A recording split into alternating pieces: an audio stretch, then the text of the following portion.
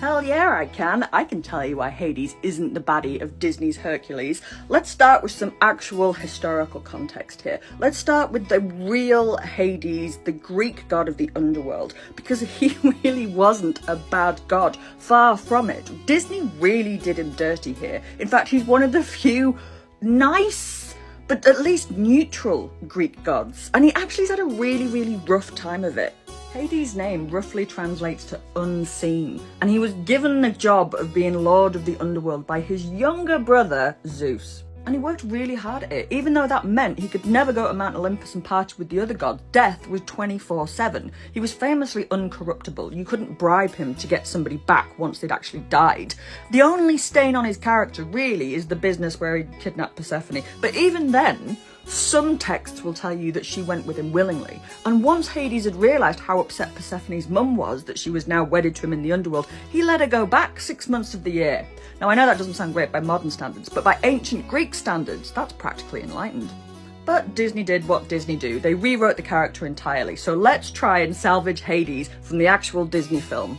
We are told at the start of the film by the Muses. The Muses tell us that when the Earth was new, it was inhabited by a race of monsters called the Titans, these guys.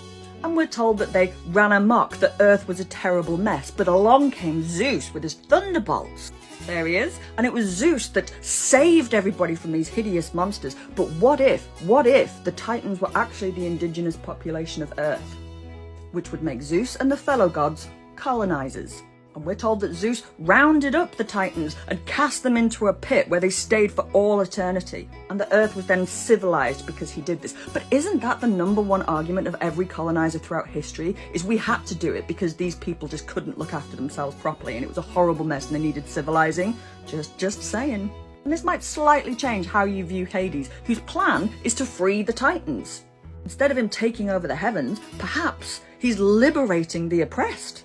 Now, Hades obviously has more motives than just wanting to liberate the oppressed. He wants to take over the heavens because he has been made to be god of the underworld by his younger brother Zeus, and it is a shit gig. It's dark, it's dank down there, he's not getting enough sunlight, enough vitamin D, and we know that can affect your mood. His brother has forced him into this job for all eternity, and he hates it. And so would I. So Hades' plan, ultimately, is to try and fight for his freedom and liberate the oppressed Titans at the same time. From the colonizer, Zeus. Now, we do have a stumbling block here. Hades did try and murder his nephew Hercules. He does try and kill him because he's told that Hercules is the only one that could thwart his plan to free the Titans and liberate himself. But I'm convinced a lawyer could get him off this charge as well.